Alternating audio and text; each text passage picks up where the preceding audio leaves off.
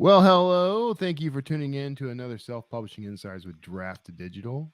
We got to talking. We were chatting off air, and I almost forgot to hit go live. So I'm glad that we could be here.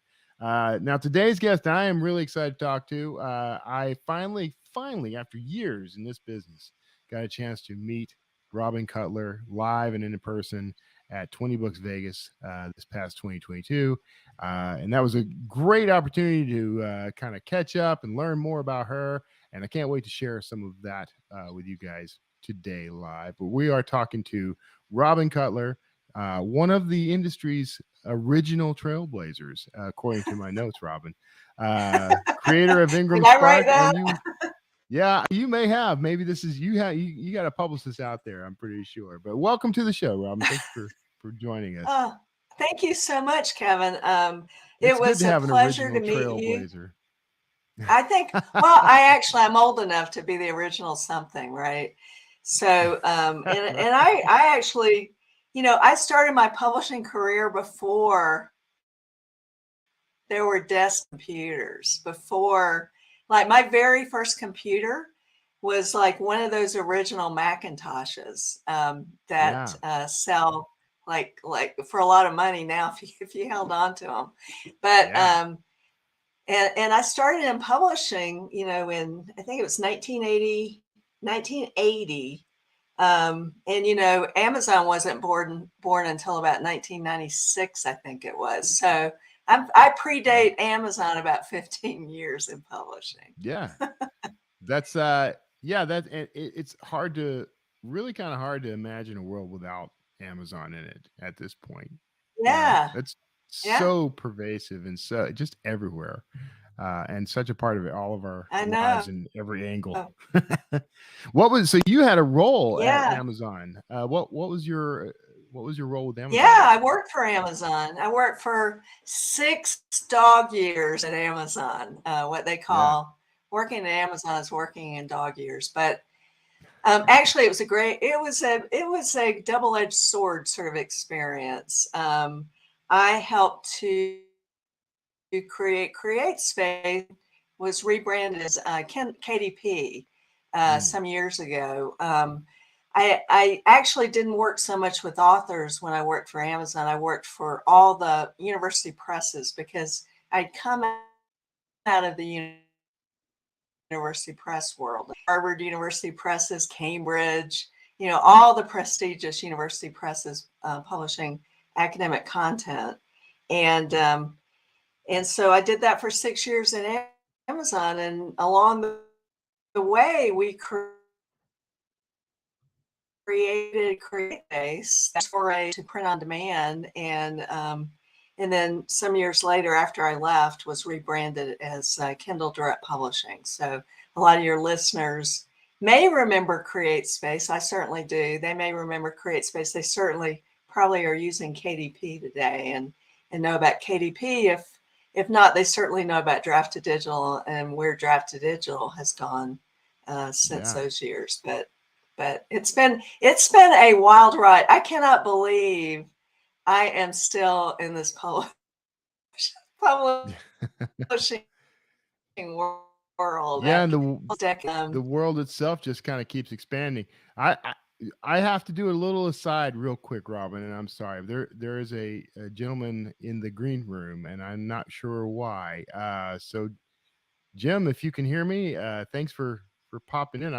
There may have been a mix-up, so just letting you know, and won't be putting you on screen or anything. Sorry about that. So, that's an unusual one. That's the first time that one's happened. So, who's Jim? Might be one of my stalkers. Is it? Maybe. I have a few. Yeah. All right. So you, what was the timeline then from Amazon to Ingram? How'd that go?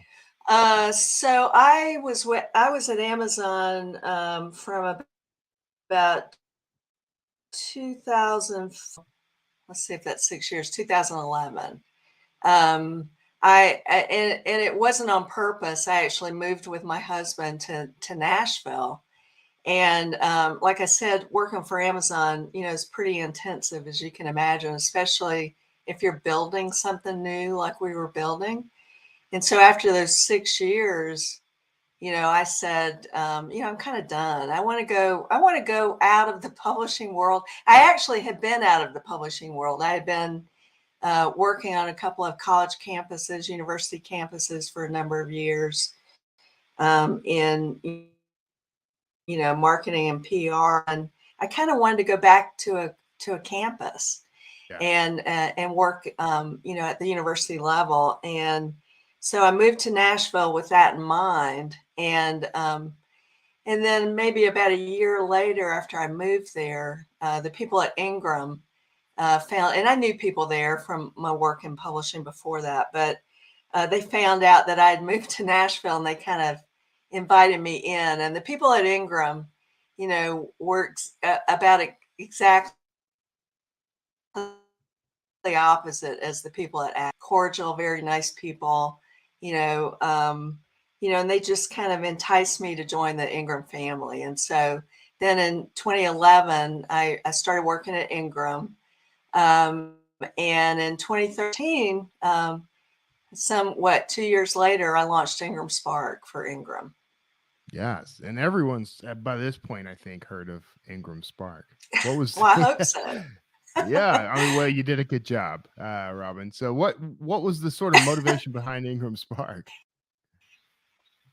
Well, And, I guess after working at some Amazon. people may not know what IngramSpark is. I guess so. What Okay. maybe we should Yeah, start a there. lot of people. What is Yeah. IngramSpark? So IngramSpark is Ingram's version, basically, of KDP, where Ingram actually started the whole print-on-demand business. They launched a company called Lightning Source, that now is about Amazon, right?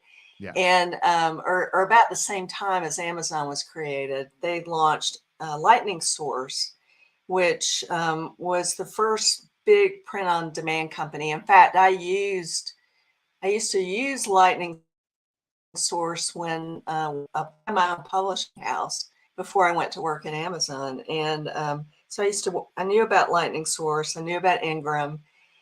So it's a print-on-demand, and print-on-demand is where there are no books that are printed in mass. It's basically one book order at a time. Yeah. And created this wonderful network and stations around the world. And so they were the first ones to do that. In fact, it was John Ingram that actually created Lightning Source. So when I came to Ingram, I knew all about Lightning Source. We had this print-on-demand business that was really big, but mainly Lightning Source was created for publishers. It wasn't really created for an individual author or a small publisher even to use.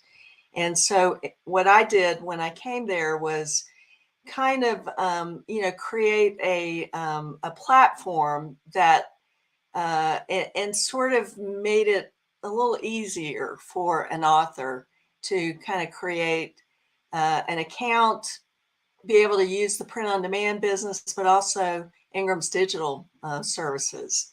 So I combined the digital with the print-on-demand, and that Ingram already had reused platform to create an account. And that basically was the beginning of IngramSpark, just kind of putting all that together. And I know, Kevin, a lot about building platforms, and it's not the easiest thing in the world. No. But I was able, and Ingram was really generous in giving me the resources I needed to sort of create IngramSpark. So I'm grateful for that. Interesting opportunity. I mean, that's not many people in this business get to say they were at the heart of something. So, I mean, it's become almost iconic. I mean, people know IngramSpark in this business. They know what it means and what it stands for. Yeah. So what an interesting thing to have on your resume, Robin. I know. Yeah, and at that time, I think when we launched IngramSpark, I must have been about 56 years old. When I left Amazon, I was older than Jeff Bezos. Always been either the youngest or the oldest wherever I end up.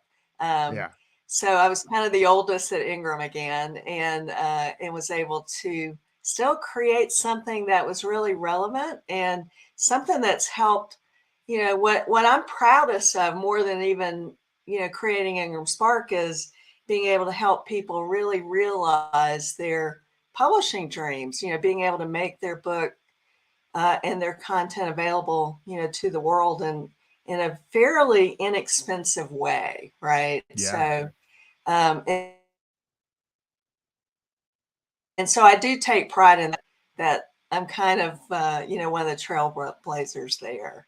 Yeah. And all of Along with that Drafted aligns. Digital, you guys were creating what you do, Yeah. about the same time I was creating in your Y- Yeah, Spark. that's what's been I love really the Drafted interesting is Digital the team. parallels.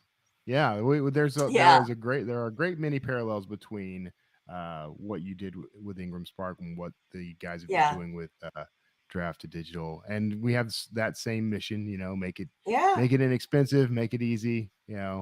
We try to make it free. We try to make it as free as possible. yeah. But you still gotta. Everybody's got to make some money. So that leads us up, I think, unless there's something in the interim that I'm not aware of, Robin. But you, after IngramSpark, now you retired from IngramSpark, right? I You did. Like, left, yeah, so COVID. So I was planning to retire a year before I actually did from Ingram, and I announced it, and it was like widely known I was going to be yeah, retiring, and then COVID hit, and so I stayed, for that. I think it was 2020. I stayed through almost the end of 2020, just to kind of navigate, Ingram Spark and our customers, and the management at Ingram, to help manage COVID.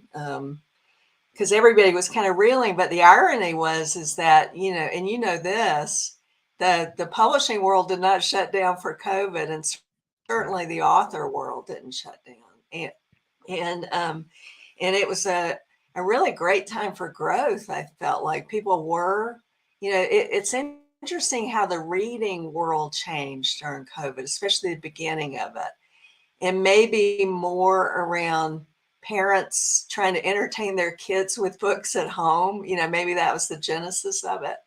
yeah, But there was a huge growth in reading during that time. And I felt like the world kind of sat back, took a deep breath, and just returned to books.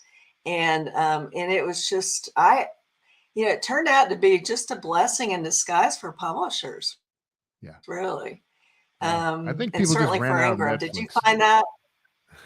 Huh? I think people Netflix, just yeah. mostly ran out of Netflix, yeah, so they had to turn to longer format entertainment. Yeah, yeah, and discovered reading again and the pleasure of Yeah, reading and books in general, yeah, and you get tired of just sitting in front of the television and, reading, even listening to an audiobook or reading an ebook, is, definitely challenges and becomes a more interactive experience for ingesting content. right. And I don't think you can get that through television. So I felt No, like that was a resurgence of the world of reading, which was great. I agree. I agree. Yeah, no, reading is a much more active form of entertainment. Actually, you're a Yeah.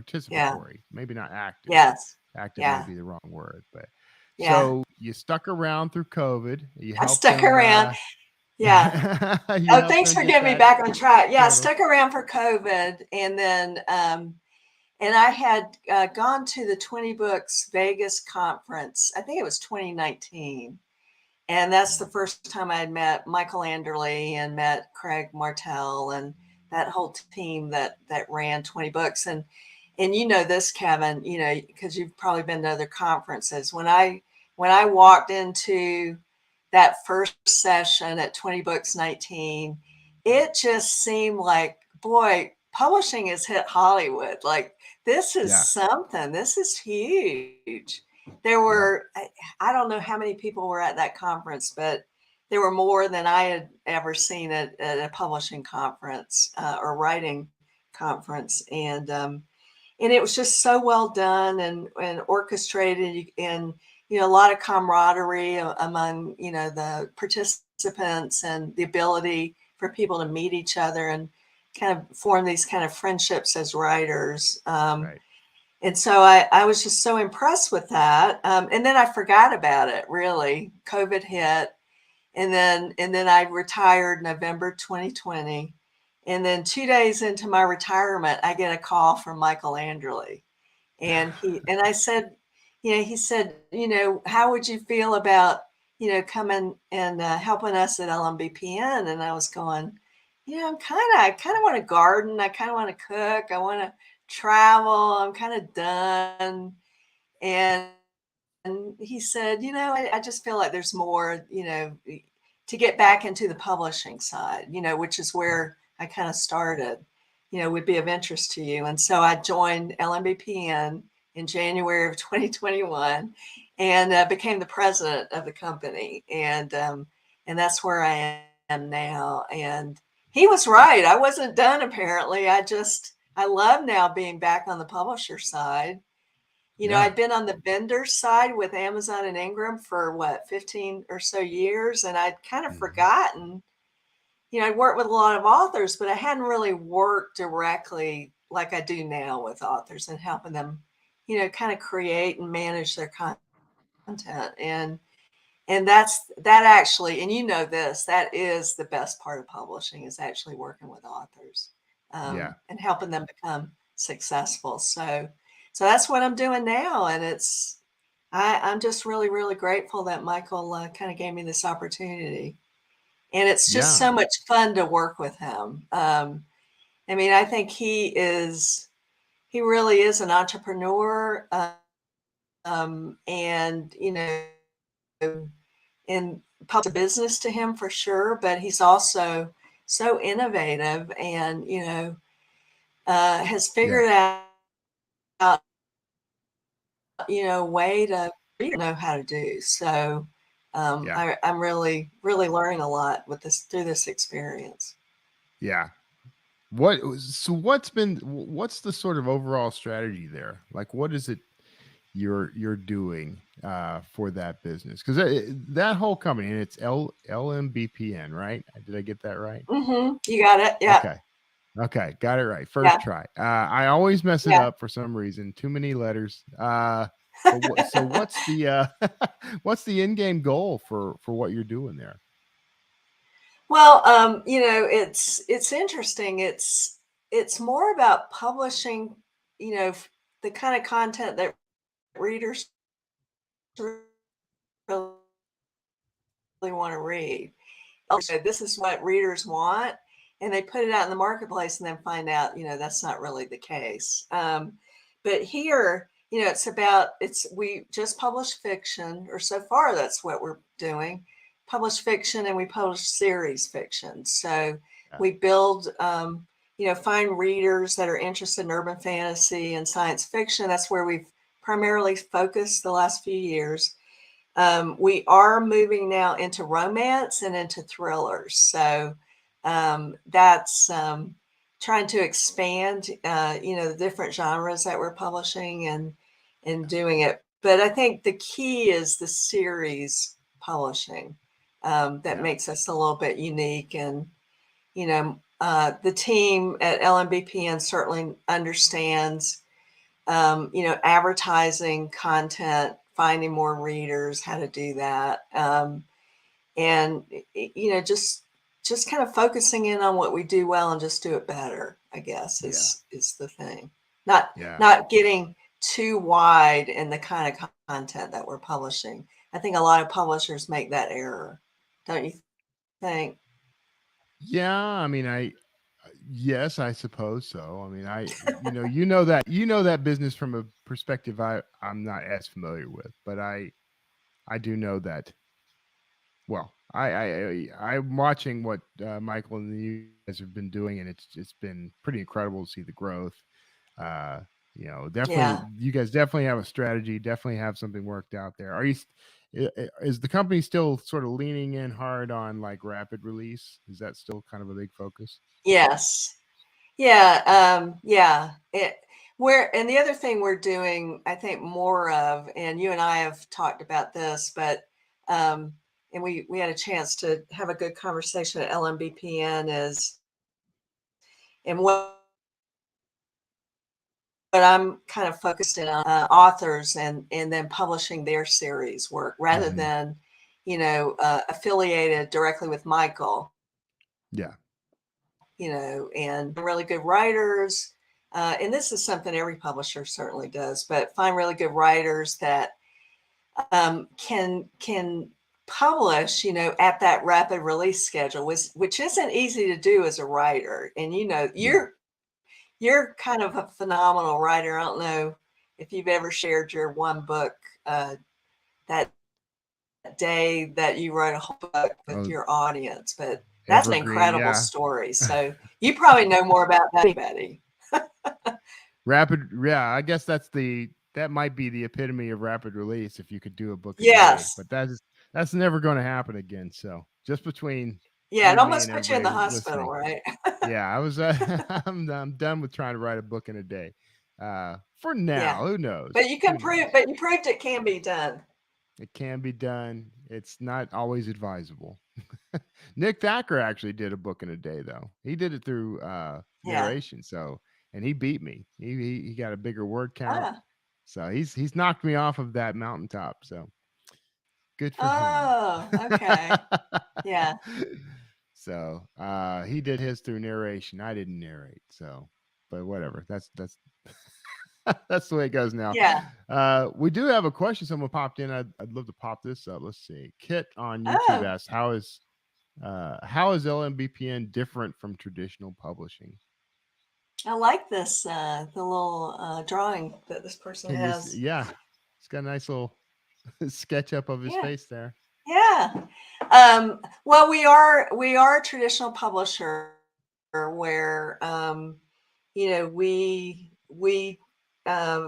we find authors that work well with us. We pay them a royalty. We we bear all the cost, to send it to market and then to market it.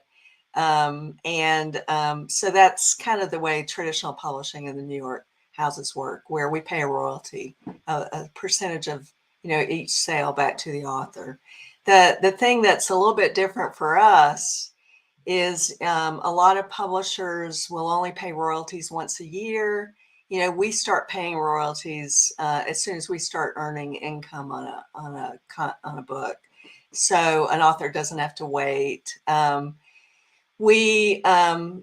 think that's one of the great things about LMBPN and something to be proud of. And we don't. It's not a hybrid where you're sharing in the costs. We assume all the costs. So, but we're pretty careful about which authors we want to work in. I particularly, and I've said this to Michael, I don't care how great an author you are or how fast a writer you are. If you're going to be sort of a prima donna as an author, I'm probably not interested in working with Yeah, you. yeah. I'm just too old. I just don't want to put up with it. Right. People So, need to follow Neil Gaiman's advice of you need to be either fast, yes, good, or a pleasure to work with, but preferably all three. yes. And I think you should be all three. I think you should always be all three. I don't care how fast you are I believe that everybody has probably one book in them. However well it's written or not, but everybody's got a story to tell, right? That's the whole Yeah, point. And yeah. and so I believe writing sort of helps, that process of telling your story. And so I think it's a good thing. Even if you're just writing your story, your family. I leave that kind of legacy, with their families. But beyond that, that's the difference. I hope I answered that question I think about you what the did. difference is. Yeah. Okay. Yeah. Good. Essentially, there's no real difference at all. Just in the structure of how you treat the author is really To what me, differentiates them. there's three different models of publishing. There is the traditional publishing model where the publisher, author, gives them a contract, and then the publisher bears all the cost to bring a book to market, and then shares, with the author through royalties. And then there's a hybrid model. There's a lot of those out there where, the publisher will work with an author and then the author pays some of the publisher's fees, either to create the book or to bring that book to market, and sometimes both. There's a lot of good hybrid publishers. There's some that I think are predatory. I know I've run across a lot of them in my work at IngramSpark and even at Amazon. And so I always tell authors to be really careful. Do your homework with whoever you're working with. Make sure they're legitimate. They're not going to just take your money. And can I tell this quick story? Because this will highlight. Yeah, tell all the stories you want, quick or not. Go ahead. So when I was at IngramSpark and we were at the American Library Association meeting in Washington, D.C., and this was probably about 2018. And this gentleman we had a booth there, and this gentleman saw the word Ingram like way up, because it's a huge company. And so he had heard of Ingram from this publisher that he was working with. And so he walked into the booth and he said, I was told my book was going to be here. And I said, excuse me. And so I said, who told me? And he said, my publisher said my book would be here, so I was just going to see it. And I was going, well, I don't know who you are. No, it's not here. And he said, I said, let me, do you have a copy of it? So he pulled this paperback out of his, and it was not a very, professionally created book. He pulled it out of his knapsack and said, this is the book. And I said, well, what did you pay, to have this book created? He said that I paid $50,000. And it was probably a 200-page paperback. And he said, what would you have charged for this book? I said, well, to get your book into Ingram would have cost $49, like through IngramSpark. And you would have had to like hire an editor and hopefully a designer. And that probably would have cost you, $3,000 or $4,000 with a good, editor and designer. But you could have had this book done easily for less than $5,000, right? Yeah. And his wife was standing next to him, and I thought she was going to just smack him like right there. So there's just zillions of stories like that. And the book didn't go, got us 20 copies, and that was it. Right. And yeah. And what Robin's not telling you there's is a lot of those. That author was Kevin Tomlinson. So no, that was not me. That was John not Grisham. you. You're too smart for that. Yeah. Right. Yeah, so you'll hear all these promises. I mean, late night TV, you see these ads. We can get you published. We can make you a bestseller. That is absolutely not true. I'm saying it right now. It is not true, and don't fall for it. So there are plenty of places you can go. You can learn. You'll have to do some homework. You have to do a little work. You have to figure out. There's plenty of platforms now. There's plenty of resources. KDP, IngramSpark, Draft to Digital is 3 major ones that can, if you're interested in getting your book produced and out into the marketplace, they all have resources that can help you do that. Yeah.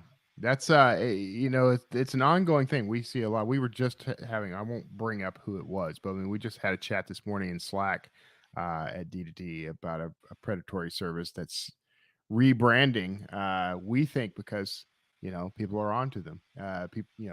People catch on, and that's what makes this so difficult. You've got these services that they'll go by 6 or 7 different names and just kind of keep retooling. I actually, back in the day, back in early Kevin days, fell for one of these, like, send your book to this agency, pay it, pay $200 and we'll read it for you and tell you, and get it in front of publishers and whatever. I fell for that scam back, early 20s. So and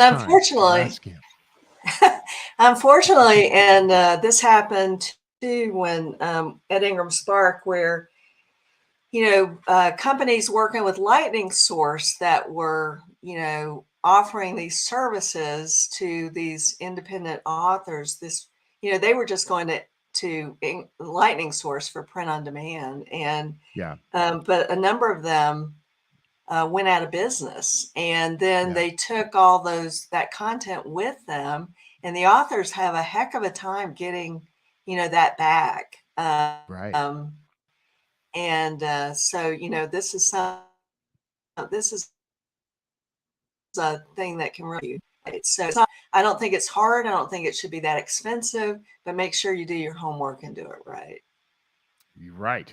Actually, so one of our own, Lexi Green, popped in with that comment. It says always Oh have to yeah, research any service before using it, especially if they're asking for tons of money up front or any money up front. Really, I mean, yeah, if there's a dollar figure that you got to pay in order to do this, it's not that that's bad or wrong, but you need to know why that dollar figure is there and where it's going, what's going to happen.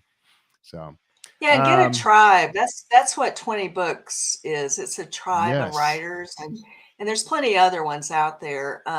But become in your local community. Like I live in New Mexico, and we have Southwest Writers out here, and there's yeah, probably about 1,000 members, and it's just always better as a writer to be part of a tribe like that. So you have other writers that you can bounce ideas off. You can find out, what they're doing that's worked. hmm It's it's just always better to be. that's a very good point. If you want to avoid scams and if you're involved with a whole group of people who are actively Yeah, doing this stuff, yeah, they're going to because know. writers do Don't. talk. They Oh yeah. do talk, Especially that group, that and that 20 books and group. then and some support others. Yeah. Sorry, I keep talking over you, Robin. I don't mean to. It's just, there's apparently kind of a delay between our sessions here. Sorry about that. Um, yes, and I was saying that 20 books group has been a really good one, I think, for authors, just because there's so many people in that group. It's astounding to me, but the level of resources are what make it kind of special. Yeah. And of course, it's tied to LMBPN and pretty closely. Hmm. So going to that particular conference, if you can only go, if you can only afford to go to a single conference in a year, I'd say that's the one to go to Yeah, it's personally. in So November. It's 20 Books Vegas, I think is that the website or just 20 Books? I think 20 Books Vegas is Yeah, if you type that into Google, you'll get you'll to it for find it. sure. Yeah. Hmm. Yeah. I don't know if they put that on the LMBPN site or not, but we're going to pop that URL up in a Okay. moment. Yeah, that'd be great. Yeah. Um, so sorry, we're having a couple of little glitches and technical difficulties on this side. Sorry about that. If you see me hesitate, it's because something went really weird, but I'm fixing it on the Yeah, and fly. I will. So Well, I go was ahead, just going to Robin. say about 20 Books, the conference. I know that I think they're taking registrations right now. I will Yeah, say, just because I know this, that it's not a profit making right. conference. I forgot what the registration fee is. It's a couple $100, It's like and they 250. get Yeah, really good rates at that hotel that they're at. It's amazing. Um, we. Oh, sorry. Go ahead. no, you go. I was going to say that they offer, I guess, like scholarships in a Hmm. sense. If you want to attend and you can't afford it, they have an X number of those. We actually just paid for one. We're probably going to pay for a second one, uh, Oh, just good. to allow people to go. So that's something we did the same thing last year. So don't hesitate if you can't afford the ticket cost at least. We had one year. No, this was a different conference, but I've gone to conferences, and Michael actually sponsored this person into the San Francisco Writers Conference, and she stayed at a hostel close to the hotel, and for like $10 a night, and walked Hmm. up the hill to the conference. So there's Yeah, ways to do this. there is. Yeah. It's So exciting. It's exciting. And there are a lot of six-figure authors that are there that are, can share their success stories with you. And Yeah. I just find it very invigorating. I came away this past year just really excited to meet you, Kevin, there, and especially see the Drafted Digital team. A lot of them are, old friends of mine that I've known for Yeah. a long time. So. Yeah, it's really interesting. When you announced you were retiring, there was almost a wake held at Drafted Digital. We were sad to see you leave. So when not long after that, it seemed like you announced you were going on board with LMBPN. 2 There days, was my retirement, yeah, 2 it days. was like right afterward. Yeah, so that was exciting news actually, and Yeah. still exciting. I love where Yeah. you're. I can't wait to see what all you guys end up doing as you embark on that. I mean, it's still somewhat new for you, but it's a year now. Yeah, You've been it doing it a is. year. Yeah. What's on the About a year and a docket for the half. future? Well, if I told you, I'd have to kill you, so Well, I don't want okay, that. that's But fair. There are so no, many hits out on me all I from can industry people. say, all I can say is, we just are entrepreneurially, and just always looking for better ways to do things. Yeah, How do you tell these stories? It's all about storytelling, right? And how do we do that in a better way that it reaches the widest audience? So, and I know you guys at Drafted Digital are doing the same thing. We're both kind of probably hunting and packing down the same path. So, true, um, true. yeah, My question is, how do we get you guys to do more wide distribution stuff? That's what I'd be remiss in my role at Draft Digital if I didn't at least start asking about that. yeah. So, and certainly where I come from, from the biggest distributor in the world, Right. Ingram.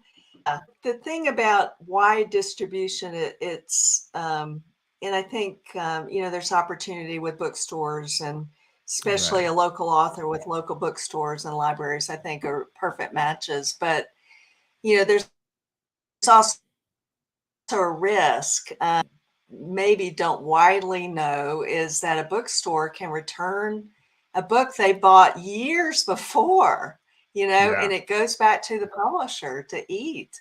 Yeah. And so there's a lot of books out in the marketplace that are basically being underwritten by publishers that, it can be really risky.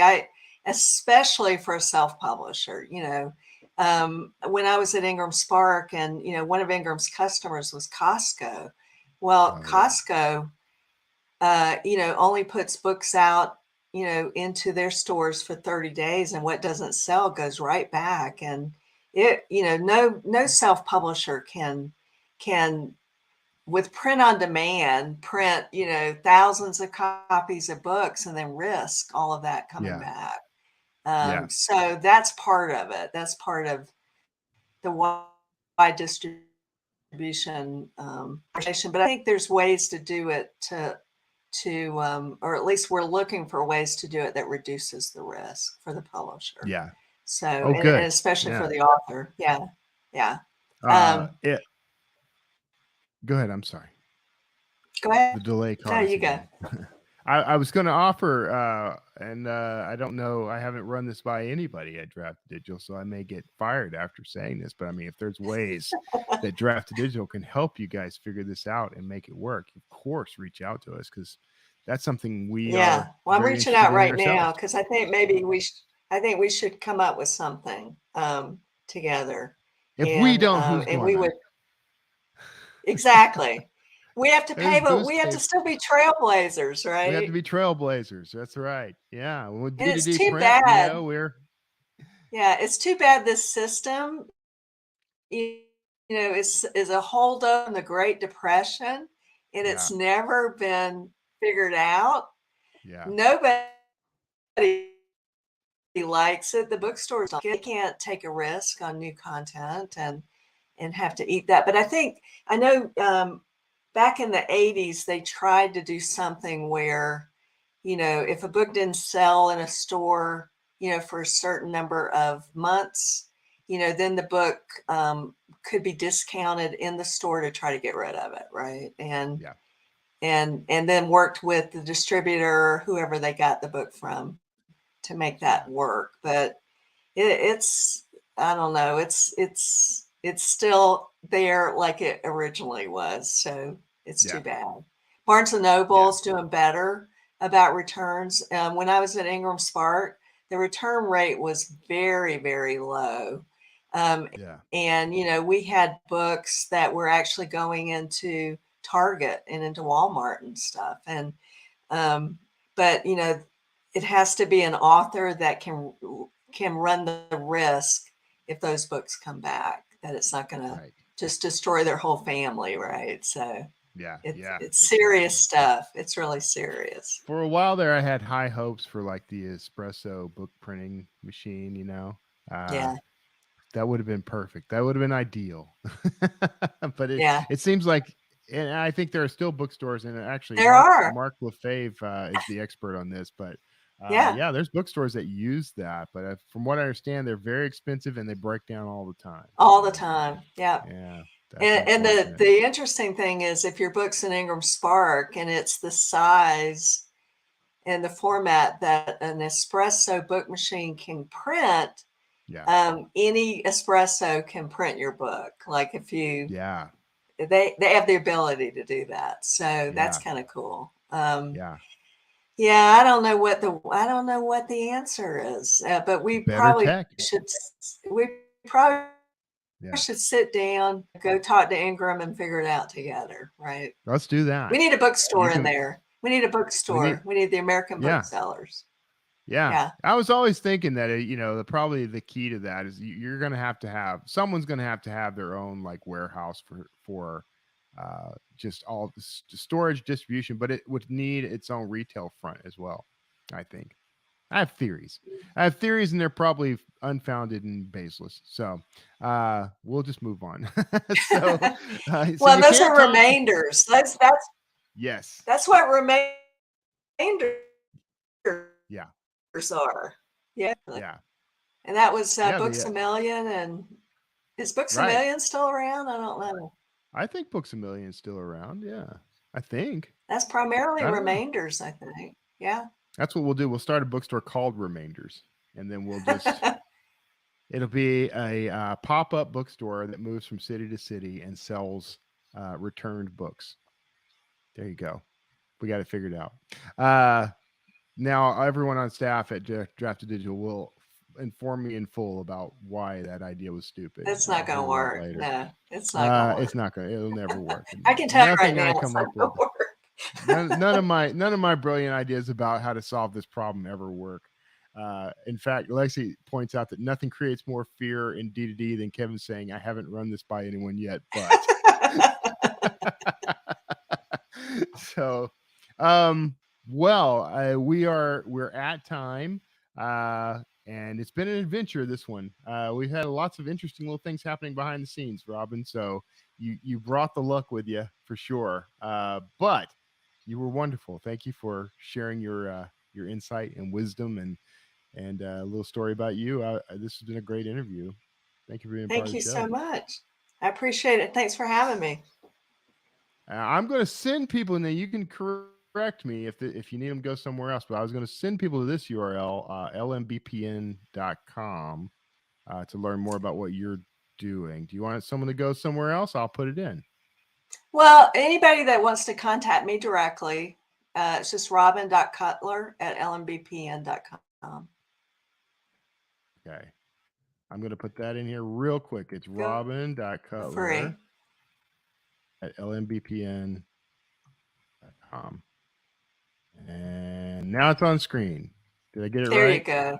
Yeah, you did. Go. Did good. So did good. Really good. Now get ready. There's going to be 8 million emails from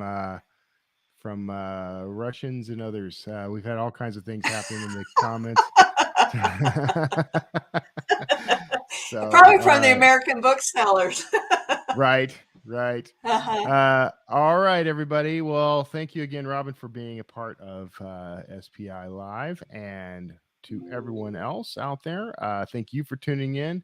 If you are interested in shows like this one, make sure that you go over and bookmark d2dlive.com. That's where we get a little countdown every week. We do this every week, which surprised Robin when we first started chatting. But we do a Totally. live stream like this. These things are hard to single week. do. They can be challenging for sure. Yeah. Yeah. And then beyond that, make sure that you like, share, comment, and subscribe to this content. And hey, maybe even profit from what you learn here. So thank you again for tuning in. Thank you once more, Robin, for keeping us entertained here for the past 45 minutes. Everyone else, we'll see you all next time. Take care. Bye.